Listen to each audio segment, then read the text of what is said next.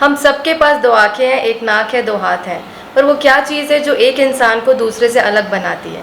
सो वो चीज़ जो अलग बनाती है वही है आपकी पर्सनालिटी, या जिसे हम हिंदी में बोलते हैं आपका व्यक्तित्व।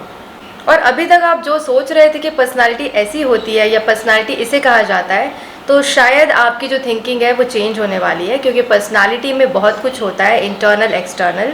तो इस वीडियो को लास्ट तक देखने के बाद आपको समझ में आ जाएगा। अगर मैं अपनी बात कहूँ तो मुझे भी बचपन में ये लगता था कि पर्सनालिटी का मतलब होता है कि कोई टॉल है, ब्यूटीफुल है, या जिसका ड्रेस सेंस अच्छा है, सो हम बोला करते थे कि वो होता है personality.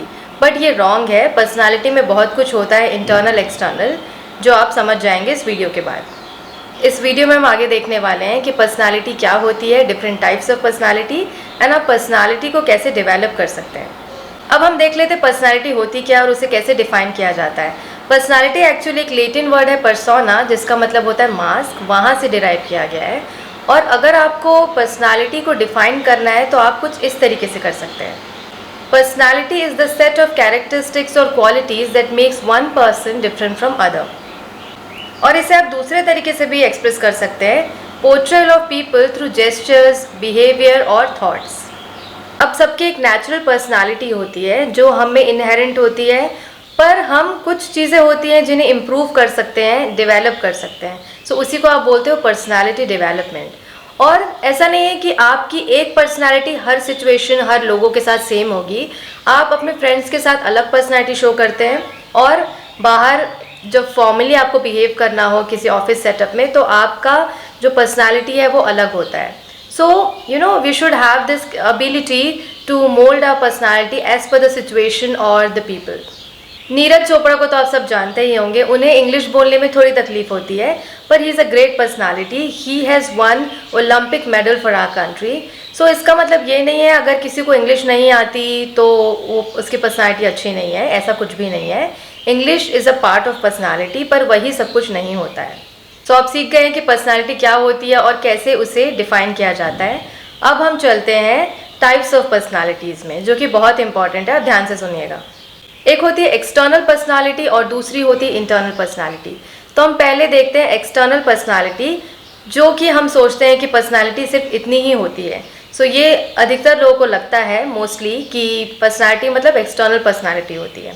So external personality is judged by your outer appearance, like the clothes you wear, the attire and the physical characteristics, और आपकी जो फिटनेस है, कम्युनिकेशन स्किल्स है, आप कैसे बात कर रहे हैं। सो ये सारी चीज़ें होती हैं आपकी एक्सटर्नल पर्सनालिटी में आती हैं। अब हम देखते हैं इंटरनल पर्सनालिटी क्या होती है। सो इंटरनल पर्सनालिटी मतलब आप किस तरह के इंसान हैं, योर थॉट्स, योर आइडियाज़, आपके मॉरल्स या आपके प्रिंसिपल्स, या आपने कोई अच्छा काम किया है देश के लिए या लोगों के लिए। सो ऐसे जो अंदर से अच्छे होते हैं, जिनका बिहेवियर, थॉट्स, ठीक है, एटीट्यूड आपका कैसा है, तो ये सारी चीज़ें मिलकर बनाती हैं आपकी internal personality. So I guess आपको इंटरनल एंड एक्सटर्नल पर्सनालिटी में समझ में आ गया होगा कि क्या डिफरेंस होता है। अब बात यह है कि हम एक्सटर्नल चीज़ों पे ज़्यादा ध्यान देते हैं, आउटर अपीयरेंस पे। सो हमें इंटरनल और एक्सटर्नल पर्सनालिटी दोनों को डेवलप करना है और इस तरफ काम करना है। अब हम ले लेते हैं कुछ ग्रेट पर्सनालिटीज़ जो लगेगा आपको कि आउटर अपीयरेंस उतनी खास नहीं है, बट वो इंटरनली बहुत अच्छे हैं। अब हम ले लेते हैं महात्मा गांधी जी को। सो इनका नाम आप सब ने सुना है। ये बाहर से बहुत सिंपल है, पर ये बहुत ही ग्रेट पर्सनालिटी है जो शायद सबको पता ही होगा। और अब हम दूसरा ले लेते हैं नेल्सन मंडेला। सो ये जो है वो साउथ अफ्रीका के प्रेसिडेंट हैं, और उन्होंने जो है बहुत सारे मूवमेंट्स में पार्ट भी लिया है और लड़ाई की है लोगों के लिए। सो ये भी एक ग्रेट पर्सनालिटी है, सिंपल बट पावरफुल। अब हम कुछ वुमेन पर्सनालिटीज़ को ले लेते हैं। फर्स्ट ले लेते हैं हम इंदिरा नूई। सो ये अगर आपको नहीं पता तो आप जान लीजिए, ये पेप्सिको की चेयरमैन रह चुकी हैं, एंड इंदिरा गांधी के बारे में आपको सबको पता ही होगा। एंड द थर्ड वन है सरोजनी नायडू। सो ये सब जो थे वो ग्रेट पर्सनालिटीज़ में गिने जाते हैं, डिस्पाइट कि वो एक सिंपल जो है आउटर अपीयरेंस रहा है उनका। हमें किसी की भी पर्सनालिटी उनके आउटर अपीयरेंस से कभी जज नहीं करना चाहिए। और अगर आपको ओवरऑल पर्सनालिटी डेवलप करना है तो आपको इंटरनल और एक्सटर्नल दोनों पर्सनालिटीज़ पे ध्यान देना पड़ेगा। ये थे 2 टाइप्स ऑफ पर्सनालिटीज़। अब हम देख लेते हैं कि हमको पर्सनालिटी डेवलपमेंट के लिए क्या क्या करना चाहिए। यस, आप पर्सनालिटी डेवलप कर सकते हैं अगर आप ध्यान देते हैं इन चीज़ों पे जो कि यहाँ पे मेंशन है। फर्स्ट ऑफ ऑल सबसे इम्पॉर्टेंट है कि आपको खुद पे विश्वास करना है, believe in yourself and then accept yourself. Second is कि आपका सेल्फ कॉन्फिडेंस, आप कॉन्फिडेंट रहिए, फियर को हटाइए लाइफ से एंड बी कॉन्फिडेंट इनफ कि आप लोगों को फेस कर सकें, उनसे बात कर सकें। The third one is public speaking. ये सबसे ड्रेडफुल है, आप लोगों को बहुत डर लगता होगा पब्लिक स्पीकिंग से, आई नो दैट, पर आपको कोशिश करनी चाहिए कि आप लोगों को फेस करना सीखें, क्योंकि इससे आपकी ओवरऑल पर्सनालिटी इंप्रूव होती है। Next one is English language. अगर आपको इंग्लिश लैंग्वेज आती है तो आप जो है बाहर के लोगों से भी कम्युनिकेट कर सकते हैं। मैं ऐसा बिल्कुल नहीं बोलूँगी कि जिन्हें इंग्लिश नहीं आती उनकी पर्सनालिटी अच्छी नहीं है, जैसे मैंने आपको नीरज चोपड़ा का भी एग्जाम्पल दिया था। तो ऐसा है कि आप अगर एक नई स्किल अपने आप में लाते हैं तो आपके लिए बेहतर ही होगा अगर आप इंग्लिश सीख जाते हैं या आप जो है कम्युनिकेट कर पाते हैं। सो आप बाहर के लोगों से भी कम्युनिकेट कर सकते हैं और अपनी बात उन तक पहुंचा सकते हैं। तो कोशिश कीजिए कि आप जो है स्पोकन इंग्लिश स्किल्स या जो इंग्लिश स्पीकिंग स्किल्स हैं उस पर काम ज़रूर करें।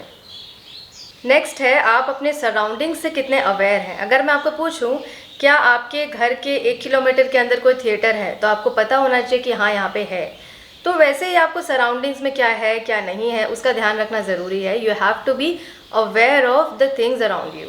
तो इससे क्या होता है ना, आप एक अवेयर इंसान कहलाते हैं और आपकी पर्सनालिटी वैसे लोगों के सामने पोर्ट्रे होती है। नेक्स्ट इज़ आप करंट अफेयर्स से कितना अपडेटेड है, मतलब जो भी दुनिया में चल रहा है, देश में चल रहा है, वो आपको पता है कि नहीं। इन ब्रीफ, मैं ऐसा नहीं बोलूँगी डिटेल में, आपको थोड़ा बहुत पता होना चाहिए कि क्या चल रहा है, ताकि आप भी अगर कभी डिस्कशन करने का मौका मिले तो आप भी अपने पॉइंट्स रख पाएँ। सो करंट अफेयर से अपडेटेड होना, थोड़ी बहुत नॉलेज रखना, ये बहुत ज़रूरी है।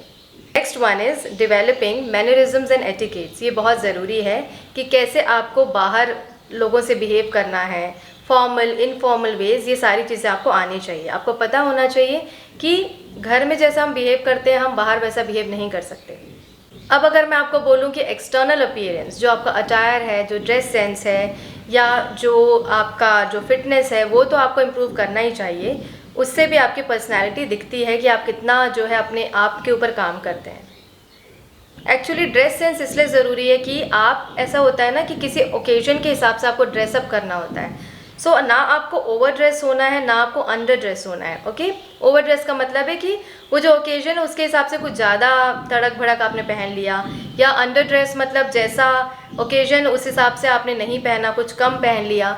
सो इस तरीके से जो है ओवर ड्रेस और अंडर ड्रेस को डिफ़ाइन किया जाता है। सो आपको एज़ पर द ओकेजन आपको ड्रेसअप करना है, तो ये भी आपको आनी चाहिए, ये भी आपकी पर्सनैलिटी में आती है। सो ये थे कुछ पॉइंट्स जिससे आप अपनी इंटरनल एक्सटर्नल दोनों पर्सनालिटीज़ डेवलप कर सकते हैं। और मैं तो बोलूँगी फ्रॉम टुडे ऑनवर्ड्स, आज से ही आप जो है अपने पर्सनालिटी पे काम करना शुरू कर दीजिए। मैं भी करती हूँ और आप भी कीजिए। देखिए, अगर आपको लगता है कि लॉन्ग लास्टिंग इम्प्रेशन हो, अगर आप किसी से पहली बार मिलते हैं या आपको अट्रैक्टिव पर्सनालिटी चाहिए, तो आप आज से ही इन बातों पर काम करना शुरू कर दीजिए। आपकी पर्सनालिटी देखना धीरे धीरे जो है वो डेवलप होती जाएगी। And if you are new to our channel, don't forget to subscribe our channel and press the bell icon ताकि आपको timely notifications मिलते रहें। अगर आप Instagram पे हैं तो हमारा पेज है letterbritish01, उसे फॉलो करना मत भूलिएगा। Stay safe, stay healthy, stay happy till we meet next time with a new and interesting lesson. Thank you so much for listening to me.